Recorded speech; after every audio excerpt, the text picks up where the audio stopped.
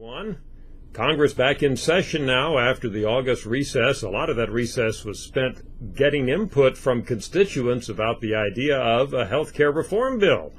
For the second time now in a few weeks, we asked the American public, what do you want your representatives to Congress to do? Vote for or against a new health care reform bill? And the results show that it's evenly split.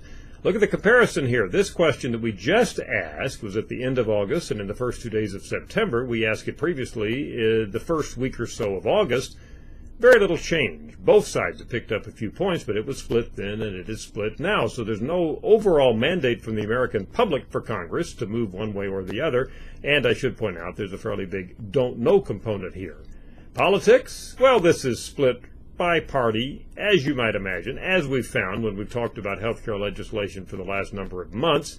We find Democrats would say they want their congressperson to vote for it. We find Republicans saying they want their congressperson to vote against it. Independents tilt slightly towards the negative side of the ledger. By the way, does all of this matter?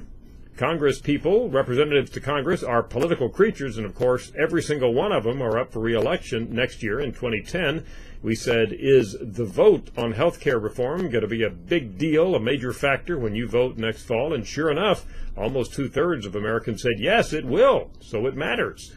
Notice those who oppose health care reform legislation, want their congressperson to vote against it, are somewhat more likely to say it's a major factor than those who favor it, although a majority of both sides say it's going to be a major factor. So, if congresspersons are watching this video right now, I can tell you it is an important decision on your part, but overall, we cannot find a strong mandate from the American public to tell you to vote definitely for it or against it. The public split.